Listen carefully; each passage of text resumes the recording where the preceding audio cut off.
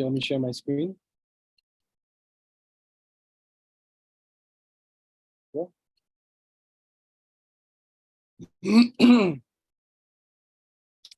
So we'll read 1 through 5, just the English, and then 6-7 we'll read the Sanskrit and word to word in English and all of that.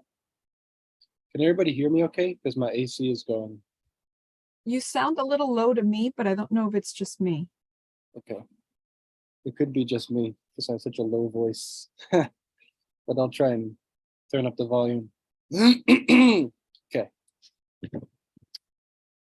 we go. Text 1.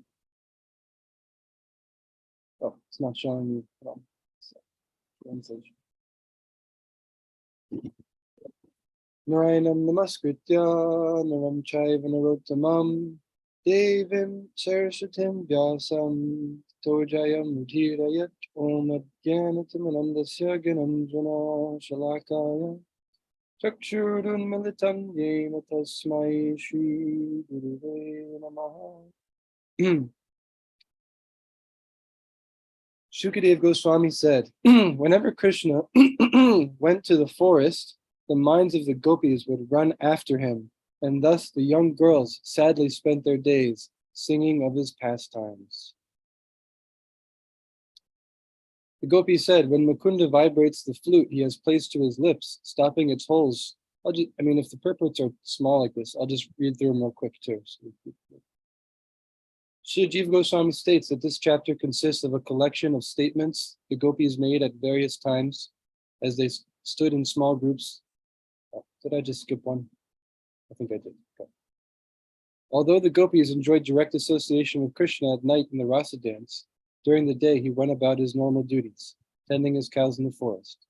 At that time, the minds of the gopis would run after him, but the young girls had to stay back in the village and do their own duties. Thus, feeling the pain of separation, they would sing about Sri Krishna's transcendental pastimes. The gopi said, when Mukunda vibrates the flute he has placed to his lips, stopping its holes with his tender fingers, he rests his left cheek on his left arm and makes his eyebrows dance. At that time, the demigoddesses traveling in the sky with their husbands, the siddhas, become amazed. As those ladies listen, they are embarrassed to find their minds yielding to the pursuit of lusty desires. And in their distress, they are unaware that the belts of their garments are loosening. Purport. Srila Jiva Goswami states that this chapter consists of a collection of statements the gopis made at various times as they stood in small groups, here and there in Vrindavan. So apparently ordinary, bunch of different girls, women standing in small groups, talking, but it's the highest transcendental reality in all of existence. We're talking about Krishna. We'll read a little bit more about that. I have a special treat for everybody today. Okay, 4-5. O girls, this son of Nanda, who gives joy to the distressed, bears steady lightning on his... Louder, we can't hear you in the temple. I don't know what you can do, but try. Sorry. You guys aren't connecting to the speakers anymore there? The volume's all the way up, but we can't hear you. If you could speak louder, good. If you can't, what can we do? We're just asking. Let me turn off the AC real quick.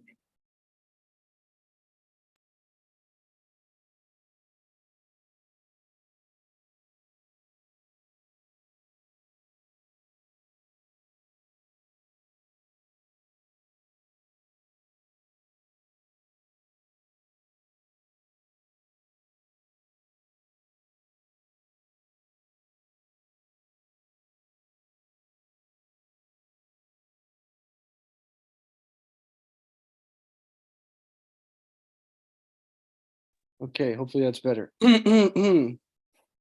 O girls, this son of Nanda who gives joy to the distressed, bears steady lightning on his chest and has a smell like a jeweled necklace, a smile like a jeweled necklace. Now please hear something wonderful. When he vibrates his flute, Braja's bulls, deer, and cows, standing in groups at a great distance, are all captivated by the sound, and they stop chewing the food in their mouths and cock their ears, Stunned, they appear as if asleep, or like figures in a painting. Purport: the word sthira vidyat, steady lightning, refers to the goddess of fortune who resides in the chest of the Supreme Lord. When the animals of Vrindavan hear the sound of the flute, they become stunned in ecstasy, and thus they stop chewing their food and cannot swallow it. The gopis, in separation from Krishna, marvel at the extraordinary effect of the Lord's flute playing. Srila Sridhar Swami gives the following explanation of the compound word harahasa, which compares Lord Krishna's smile to a necklace. The word can mean he whose smile is brilliantly clear like a jeweled necklace, or he whose smile is reflected from his jeweled necklaces. Because while Krishna plays the flute, he bends his head down and smiles. The word can also mean he whose smile, like a jeweled necklace, casts its effulgence upon his chest, or he whose necklaces shine brightly just like a smile. Okay, I think this is us now. So I'll read the Sanskrit. Barhinastabakadhatu palasher badha mala pari barha vedamba karhichit sa bala ali so koper ga samhavyati yatra mukundaha parhi bhangagataya sarito vai tatpadam bujarajo nilanitam Sprihayatirvayamiva bahu punya. Is this the right meter? Prema vipita bhujastim mitapa. Not sure. My dear Gopi, sometimes Mukunda imitates the appearance of a wrestler by decorating himself with leaves, peacock feathers, and colored minerals. Then, in the company of Balaram and the cowherd boys, he plays his flute to call the cows. At that time, the rivers stop flowing, their waters stunned by the ecstasy they feel as they eagerly wait for the wind to bring them the dust of his lotus feet. But like us, the rivers are not very pious, and thus they merely wait with their arms trembling out of love. Purport: the gopis state here that the sound of Krishna's flute causes even inanimate objects like rivers to become conscious and then stunned in ecstasy. Just as the gopis could not always be in Krishna's physical association, the rivers could not come to the Lord's lotus feet. Although they desired the Lord, their movement was checked by ecstasy, and their arms, their waves, trembled with love of Godhead. Om Adgyana Tirmanandasya Gyananjana Shalakaya Chakshur Unmilitam Yena Tasmai Shri Guruve Namaha Shri Chaitanya Mano Bhishtam Stapitam Jena Bhutale Swayam Rupa Kadhamayam Dadati Swapadantikam Panchakalpatarubhyascha kripa sindhu bhyevacha patitanam pavanebhyo vaishnavebhyo namo namaha. Jai Shri Krishna Chaitanya Prabhu Nityananda Shri Advaita Gadadhar Shivasari Gaura Bhaktavinda. Hare Krishna, Krishna Krishna, Hare Hare, Hare Rama, Rama Rama, Hare Hare. So maybe my favorite section in the entire Srimad Bhagavatam, not to make it about me, but I'm really moved by this part of the Bhagavatam. It's nice to hear the Supreme Absolute reality in its essential kind of format. Krishna consciousness, as conditioned souls, we require so much couching of these simple truths that are the highest in order for us to actually be able to come to the point of grasping them. Stuff about karma and reincarnation and about duty and all of that. And it's all, of course, connected, but it's also really purifying and inspiring to hear about the highest thing, which we're hearing about here, which is the love that the gopis and the residents of Vrindavan, including the rivers, have for Krishna.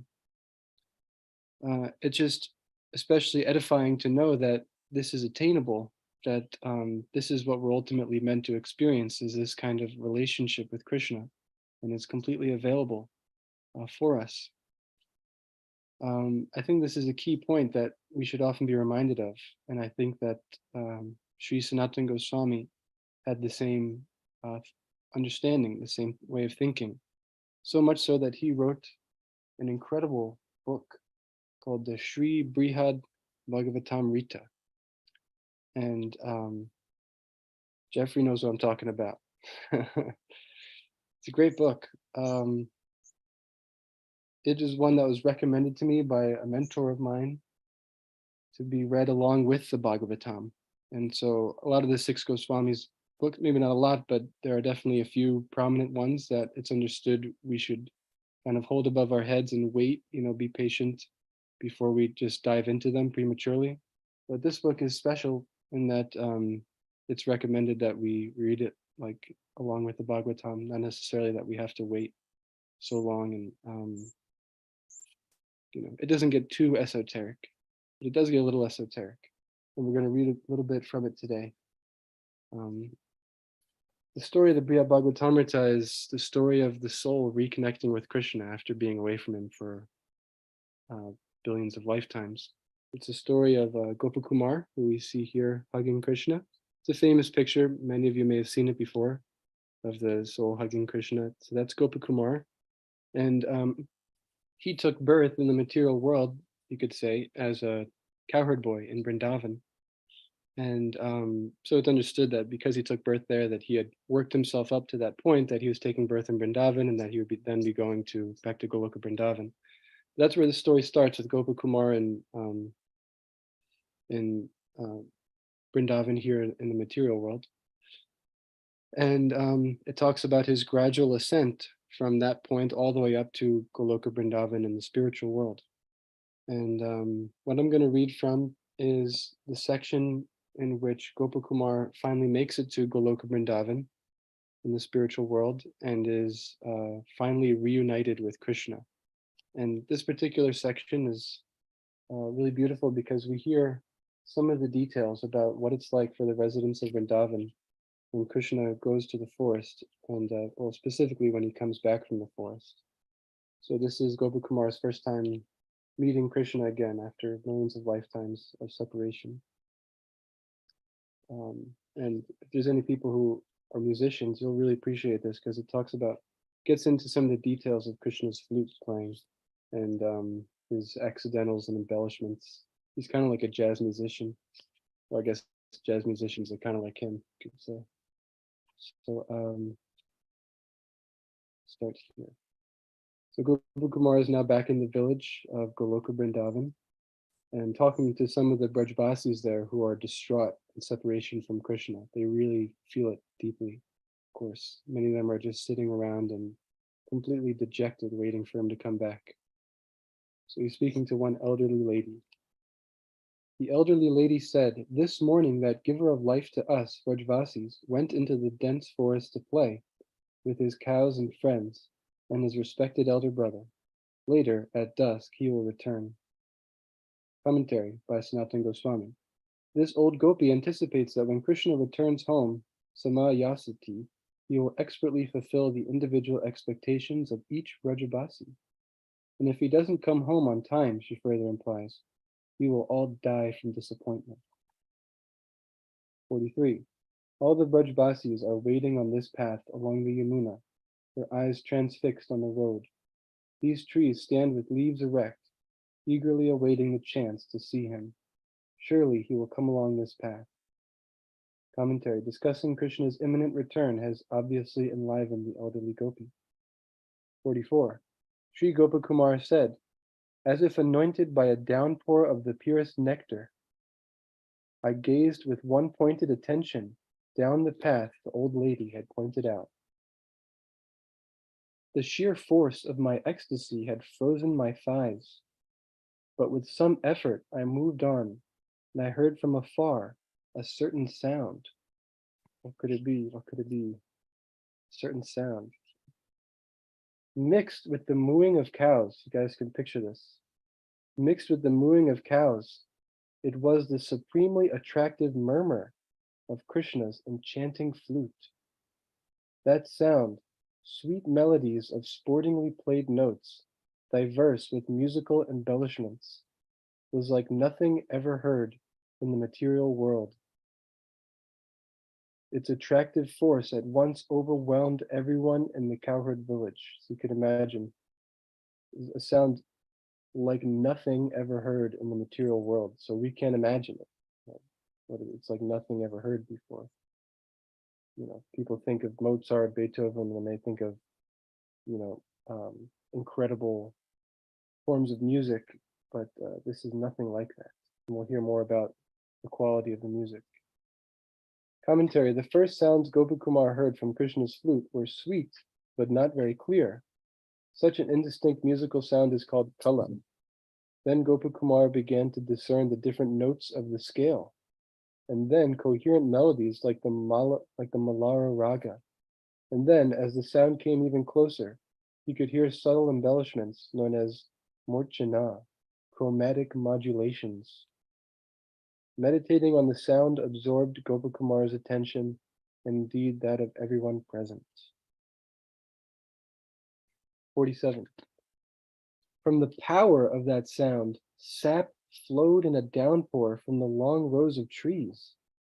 A flood of tears fell from the eyes of every embodied being in the village of the cowherds. A shower of milk rained from the breasts of all Krishna's mothers. Even the elderly and the rapid currents of the Yamuna suddenly stood still. Commentary: as the living beings in the forest had all enjoyed the association of Krishna during the day, now in the evening everyone who lived in the village delighted in seeing him again. Not only Mother Yashoda, but many other mothers of Krishna, including his aunts and nurses, responded ecstatically to the sound that promised his return. All the mothers of the cowherd boys and calves had in fact become Krishna's mothers when Krishna had expanded himself to replace the boys and calves stolen by Brahma. Normally, nothing can stop the current of Sri Yamuna, but the sound of Krishna's flute is no ordinary force. Okay, this is like the verse. This is the thesis of today. And we're talking about the sound of Krishna's flute. I didn't know whether that flute gave out poison or the nectar of immortality, whether its sound was harsh like thunder or soft like water, hotter than blazing fire or cooler than the moon. I couldn't tell, but that sound drove all the Brajbasis mad. All of them were utterly bewildered.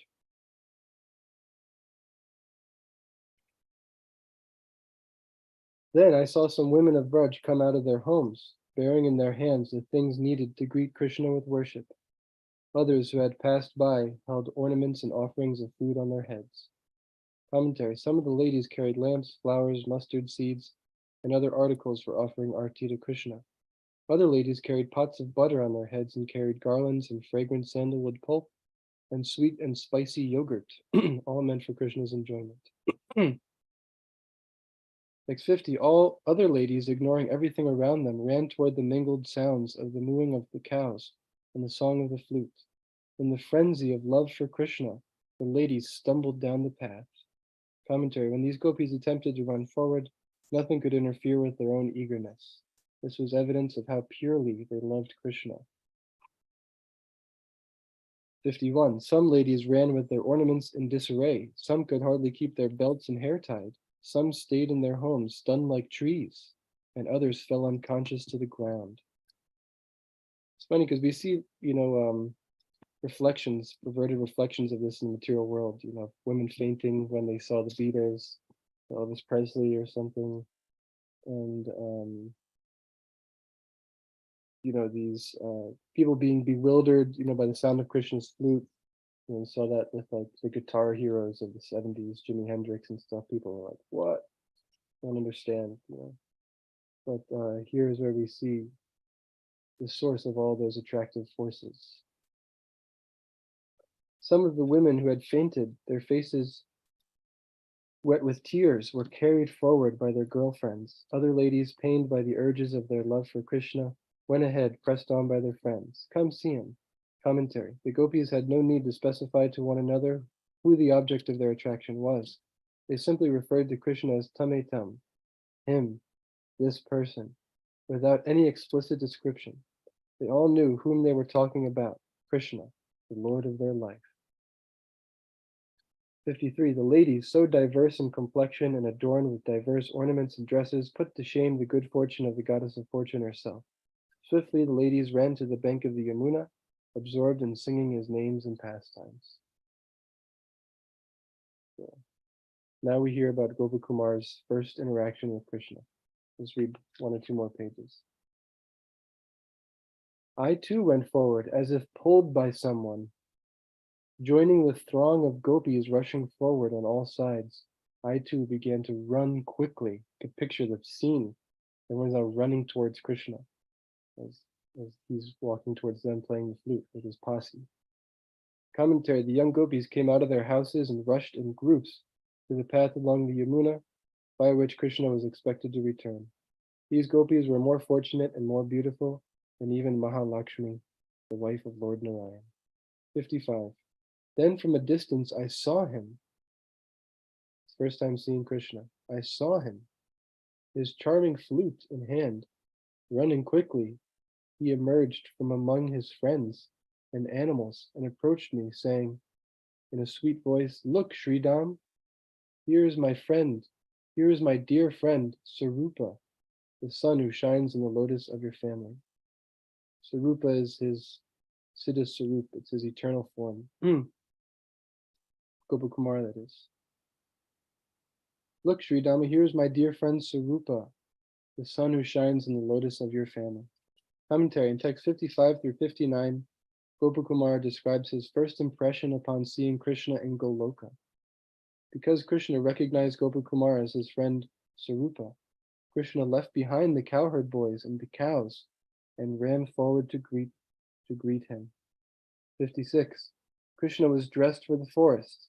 His garments, earrings, and peacock feather crown all swayed to and fro, and so did his garland of kadamba flowers.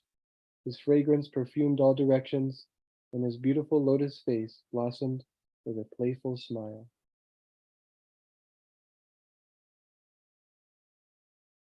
His lotus eyes beamed with a merciful glance, and the varied assets of beauty decorated him in a singular way. The fingers of his lotus hand busily pushed back the locks of his hair, which flew about, adorned with the dust raised by the cows. 58. His tender divine lotus feet touched the surface of the earth just to grant her the gift of supreme splendor, playfully dancing as they moved. They, his feet, attracted everyone's heart with their great eagerness to walk quickly with large steps. The effulgence of his cloud-colored body, shining with the full sweetness of youth, lit up all corners of the sky. His beauty, which captured the hearts of the ever-dear devotees of Braj, was an ocean abounding with countless excellences. Commentary: unable to express much more about the beauty of Krishna's body, which glowed like a new rain cloud, Gopakumar sums up Krishna's beauty by describing it as an ocean of excellences. As an ocean is constant and unfathomably deep, so are all of Krishna's personal qualities. In Goloka, Krishna's beloved devotees know the value of his beauty and other virtues because the hearts of those devotees are completely attracted to him as his heart is to them. 60. He leaped forward and came close to me, compelled by the affection of his helpless devotee. I fainted in love at seeing him. He caught a hold of me by the neck, and suddenly he too fell to the ground. This is the commentary I wanted to focus on. Commentary: Gopakumar was already aware, at least theoretically, that Krishna is very affectionate to his helpless devotees. But now he learned that Krishna had affection specifically for him. Merely seeing Krishna was enough to utterly enchant Gopakumar, but this new discovery pushed him toward the limit of ecstasy. Yes. Incredible series of verses. But the one that um, it seemed like kind of the climax stood out to me was Gopakumar fainting at the realization that Krishna had affection specifically for him. He said he understood theoretically that yes, Krishna loves his devotees, Krishna loves everybody, so on and so forth.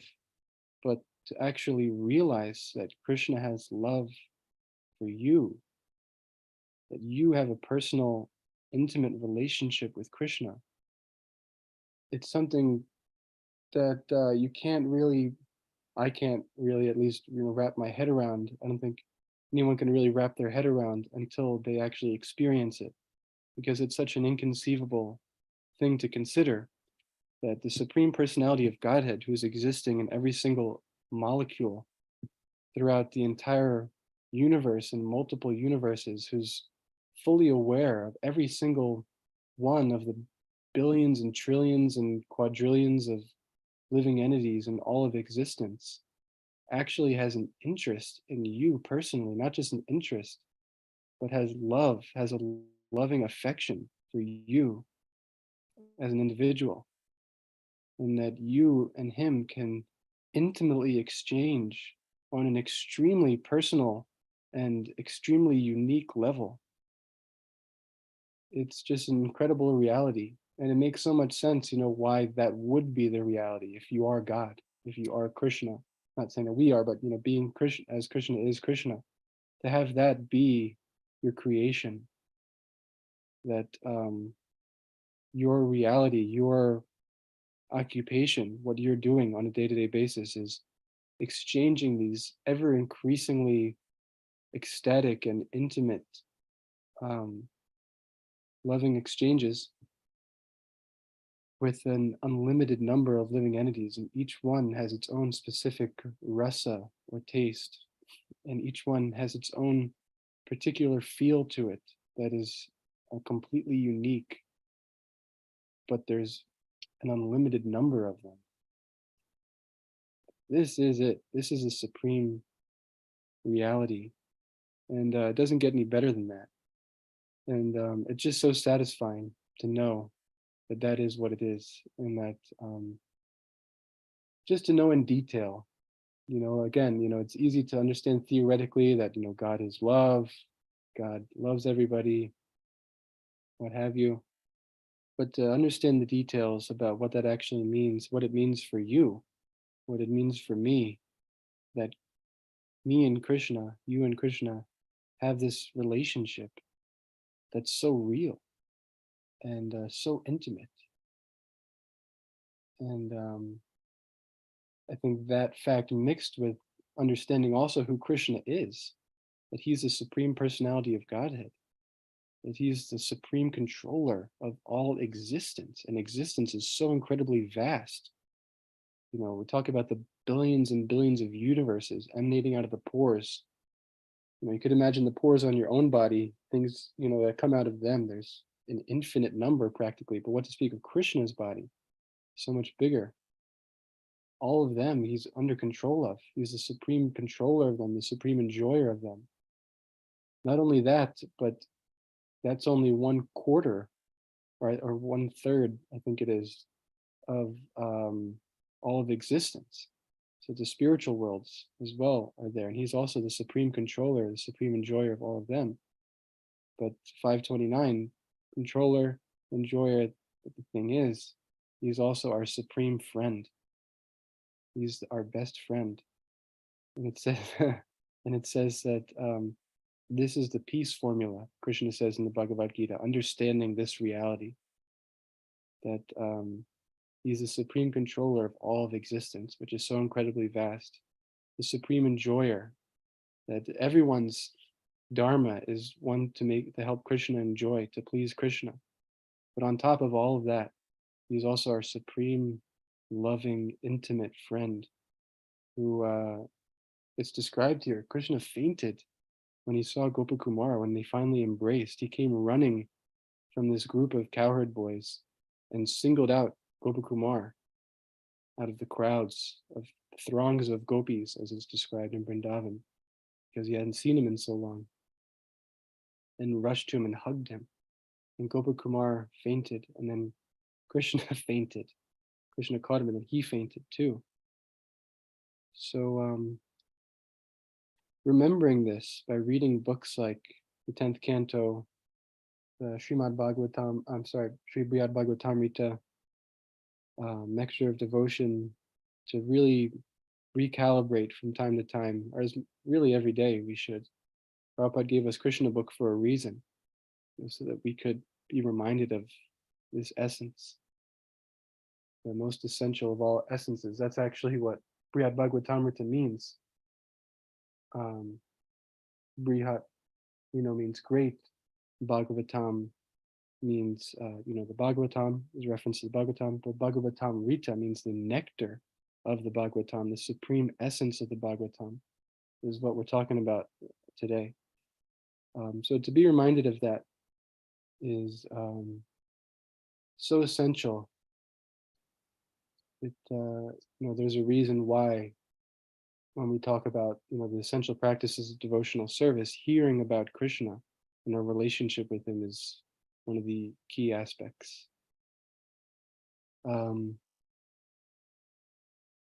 So I think I saw some comments, but yeah, this is available all over the place. Brihad Bhagavatamrita. It's 3 books. This is the 3rd one. The first and second are describing Narada Muni's adventure to try and find who the most intimate or the best, I think it was, devotee of Krishna is. So he starts, I think, with like a brahmana on the side of a river who's worshiping a shalagram Shila and doing it with great devotion. And he's saying, oh, you must be the best devotee of Krishna. And the brahmana points him to a king who's worshiping Krishna with all this opulence and devotion at the same time. And he says, oh, you must be the best devotee. And then the king points him somewhere else, and he goes all the way up through Vaikuntha, and then eventually to Goloka Vrindavan, where he's pointed towards the gopis. And so that's the first 2 books. And in the 3rd book, about half of it is the story we're reading, Gopakumar, and then the other half or so is just establishing Krishna and as a supreme personality of Godhead, similar to Lagu Bhagavatamrita, where it's giving some evidence for the fact that Krishna and our relationship with him is supreme. We will stop here for questions and comments, and I see Bhima Prabhu has something to say. Haribol Prabhu, sweet class. And thank you very much for bringing the Brihad Bhagavatamrita, which I have not read, but I've heard stories from, related and retold by devotees such as yourself, who take great delight in the understanding of the sweet assurance that we all have, and what it's like, what it truly is like to be, to realize, that Krishna this is real. There's this poem I read back in college. It was a very short and very simple poem, but I've never forgot it. It's just 3 lines. It's a Hopi Indian chant. And it's, is this real? Is this real, this life we are living? So we always, here we are, in this world, and we're hearing about Gopakumar and the gopis, and it's, sometimes, our mind will try to make it fantastical, or our doubts about, oh, I'm so fallen, I don't understand. This is a world I'm hoping for after I pass from this world.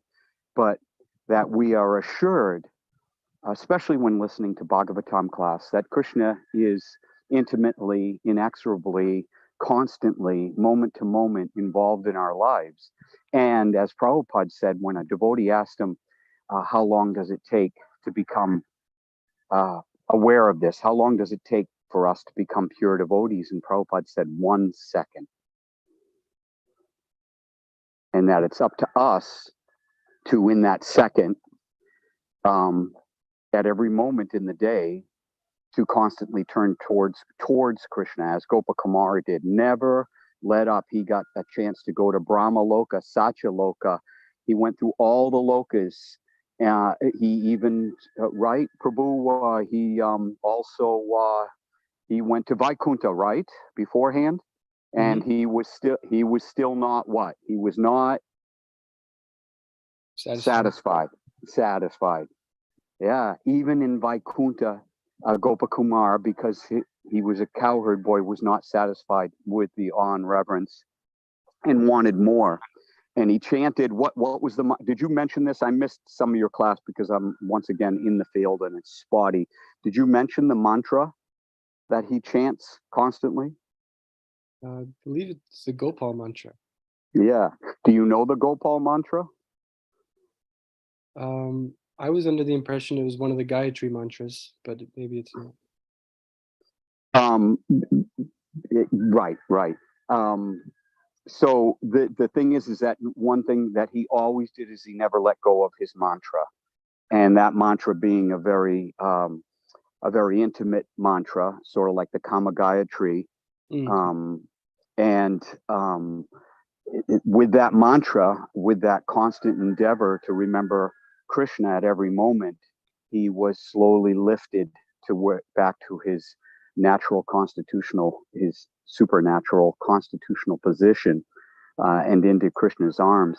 So once again, thank you very much for bringing the Brihat Bhagavatamrita back into it, and Hare Krishna. Thank you, Bhima Prabhu.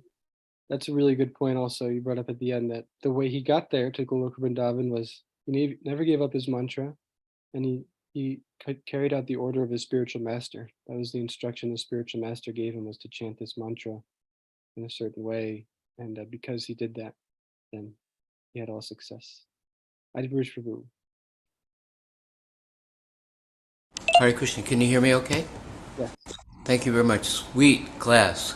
The highest, supreme, ecstatic descriptions of people responding to Krishna and Krishna's love, which is actually the impetus for their wonderful reciprocation.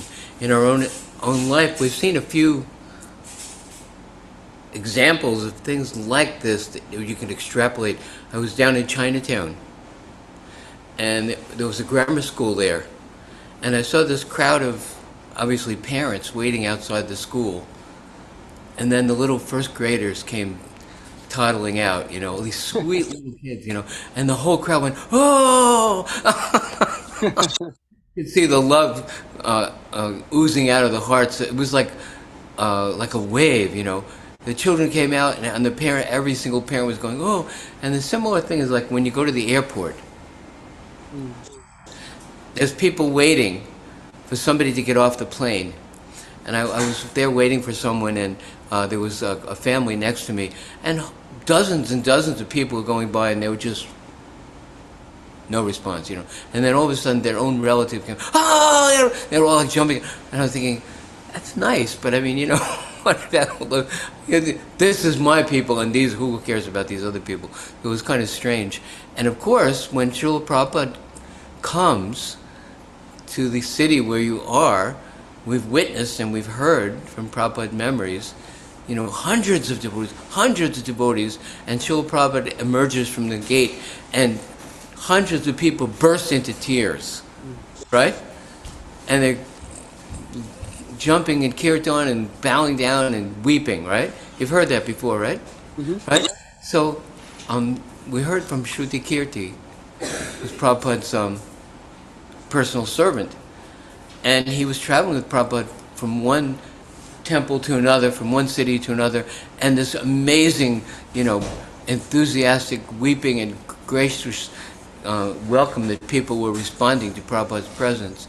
And Shruti Kirti was just walking behind Prabhupada carrying his suitcase, and he was with him 24 hours a day for months and months and months and months. And so he said that when he was giving Prabhupada his massage, he said, Prabhupada, I don't feel anything. These people are weeping, but I'm with you all the time, so I'm just oh, just there. It's Prabhupada. And he said, there's something wrong with me. I'm all dried up. And he said he was shocked because Prabhupada didn't respond. He thought Prabhupada would preach to him or console him or, somehow or other help him to process the experience that everybody else is weeping and I'm just walking along carrying the suitcase. So Prabhupada didn't say anything, and Shruti Kirti said, that was it. I was devastated. I was going to kill myself. What's the use? What's the use? Prabhupada didn't even respond to him, but the deepest, most profound thing that I've ever had to share with him. So he went and he got Prabhupada lunch, and he brought it back. And when he brought the lunch, Prabhupada said to him, you remember? Just do your service. Don't be so concerned about ecstasy and bliss and, all these like ecstatic symptoms and this and that. So all of us have access to our prescribed duty, and to carry it out, we're attached to the endeavor, not to the results, and to be satisfied in serving Krishna. And even if it doesn't exhibit, fainting and weeping and all these other things, which is so sweet and wonderful and, supremely ecstatic, we have access to what really matters. Am I pleasing Krishna? Am I doing this as an offering to Krishna, or am I looking for bliss and ecstasy, So we have to be careful not to get distracted like that, as far as I've heard from Srila Prabhupada. Okay? Thank you. I had one other thing, but we don't have much time. Maybe somebody else wants to speak.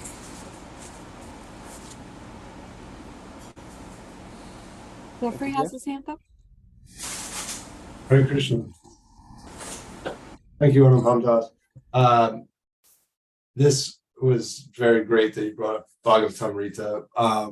I just started reading that a couple weeks ago, and it's been enlightening. But I really was interested in this whole part from the verses we read about when Krishna plays his flute and everything stops. And it reminded me of when Dhruva Maharaj was off in the forest and he wanted to have all the opulences, just like Vishnu. And he starts this process of meditating, and he gets to this point, and I'll just read right here.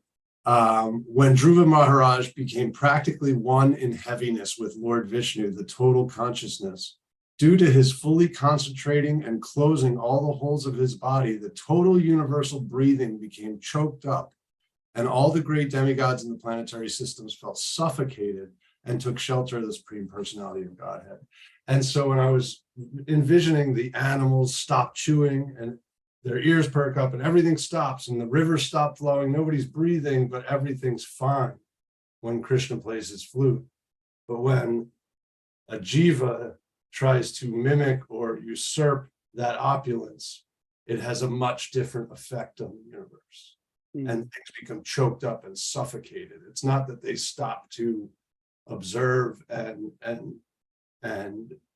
become, covered in that nectar, but that it literally stops the world in a negative way and suffocates the world when we try to emulate that opulence. And I think that was really interesting in the Bhagavatam, that those scenarios occur for different reasons. That's really nice. Thank you for sharing.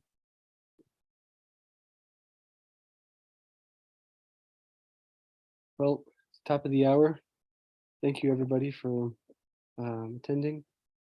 And all glories to Srila Prabhupada and to all the assembled devotees and all the devotees in the entire multiverse. Hare Krishna. Hare Krishna. Thank you so much, Anupama Prabhu. It looks like we might have darshan soon, Adipurusha Prabhu, or no, because it's a special. Vasudev says no. So if Okay. anybody else wants to share something. Okay. Well, yeah, if anybody has any darshan that they can share, if not, then we'll close early. I mean, not early, but on time, just because some of us do have to get to celebrations at the temple and things of that sort. So thank you so much, again, Anupama Prabhu and everybody else for your participation. And we had an extra day with me because our dear Ananda Bihari Prabhu is literally probably, I think it's still at the airport. He said he was flying in and his flight was arriving at 7 a.m. So hopefully we'll have him tomorrow so that we can greet him again and be so happy to have him. So Hare Krishna, and have a beautiful and blessed Srila Prabhupada Vyasa Puja, everyone. And we hope that you're able to give thanks to Srila Prabhupada